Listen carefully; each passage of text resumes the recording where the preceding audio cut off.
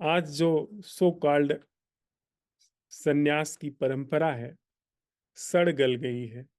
वह जो कभी शुरुआत में इस तरह से बातें कही गई, उसकी महिमा नहीं समझती है। सन्यास परंपरा में ये कहा गया है कि स्त्री को सन्यास स्वीकृत नहीं, स्त्री को सन्यास लेने की अनुमति नहीं। तो ऐसा समझा गया कि जो सन्यास की घटना है, वह घटना श्रेष्ठ है, जो स्त्री से वंचित की जा रही है किसी कारण से। उसके कुछ और साइकोलॉजिकल कारण है, उसमें मैं नहीं जाना चाहता हूं, वो एक अलग विषय है। लेकिन जो सन्यास स्त्री से वंचित किया गया, और ऐसा कुछ जगहों पर पुराणों में पाया भी गया है कि स्त्री को सिर्फ समर्पण कर देना चाहिए। तो ऐसा समझा गया कि समर्पण जो है वो दोयम घटना है। आप सेवा वगैरह करो, आप थोड़ा ख्याल रखो अपने कांता, अपने पति का, जो उस परंपरा के अनुसार पति है, या अपने प्रिय का, वही आपका धर्म है। तो उससे कुछ ऐसा निष्कर्ष निकाल करके आए कि तुम्हारा जो जन्म हुआ है वो दास की तरह हुआ है। तुम सेवा करो, तुम शुश्रूषा करो, फिर धीरे धीरे एक समय आएगा कि तुम फिर संन्यास लेने के लिए पुरुष तन में आओगी, फिर तुम्हें जाकर के यह जो प्रसाद है संन्यास का मिलेगा। यह बात सच नहीं है, यह बात मूल रूप से भ्रामक है। संन्यास जैसी जो चीज है, अगर मुझसे पूछा जाए तो वह दोयम है, वह सेकेंडरी है। प्रथम जो है वो समर्पण है। अगर कोई स्त्रैण चित्त, मैं स्त्री देह की बात नहीं कर रहा हूं, कोई स्त्रैण चित्त है, वो बेशर्त सरेंडर करने को राजी है। उसने सशर्त अकड़ को समझ लिया है कि सशर्त अकड़ कहीं दूर तक नहीं जाती है। सशर्त होना या सशर्त अकड़ या अकड़ का होना वो दूर तक नहीं जाती है। तो यह बड़ी गहरी बात है। यह किसी भी सन्यास के दृष्टिकोण से कई गुना गहरी बात है।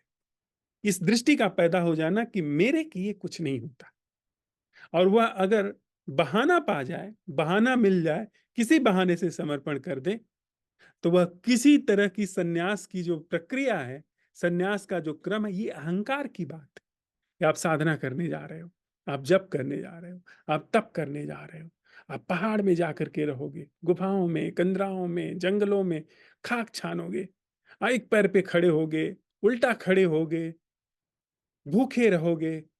आप जब शुरू करोगे तो वह सतत चलता रहेगा। सब ये अहंकार की बात है। इस पूरी अहंकार की प्रक्रिया से एक दिन अंततो गत्वा आपको यह लगता है कि आपका किया धरा कुछ नहीं होता, और अंत में आप समर्पण कर पाते हो। तो स्त्रैण चित्त, अगर वो सच में स्त्रैण चित्त है, तो फर्स्ट स्टेप पर ही उसने सरेंडर कर दिया, तो वो आपसे बहुत आगे, उसको आप जैसे भटकने की जरूरत नहीं पड़ी।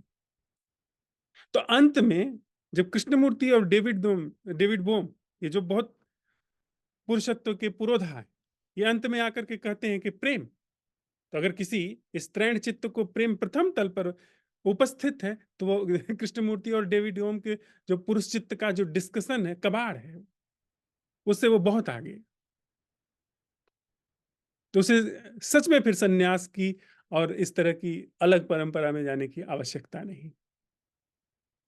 पर आप जाइए उस सन्यास के उपनिषद की व्याख्या सुनिए, तो उसमें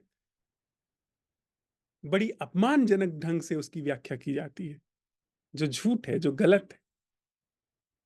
मैं ऐसा समझता हूं कि स्त्रैण चित्त में कुछ अलग तरीके की जटिलताएं हैं। वह बात तथ्यात्मक रूप से हो सकती है, लेकिन स्त्री होने के कारण कोई सेकंड क्लास का नागरिक है, कोई सेकंड क्लास का ह्यूमन बीइंग है, यह बात सरासर मूढ़ता है। यह बात जो मूढ़ तरह की बुद्धि के लोग हैं, उन लोगों ने प्रचारित की है, प्रचलित की है। स्त्री यानी अगर स्त्रैण चित्त सक्षम है और वह बेशर्त समर्पण करने के लिए राजी है, तो वह तत्क्षण उस चीज को देख लेगा जो सत्य है।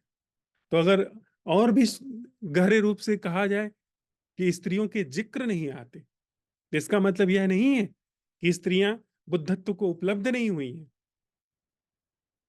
स्त्रियां सत्य को उपलब्ध नहीं हुई हैं। यह झांसा है, ये भ्रम है, हमारा धोखा है। चाहे ये कोई भी कहे, चाहे पुरुष चित्त कहे चाहे स्त्री चित्त कहे, हो सकता है समर्पण मात्र में, सिर्फ समर्पण मात्र में उसको बिना पता चले वो मुक्त हो गई।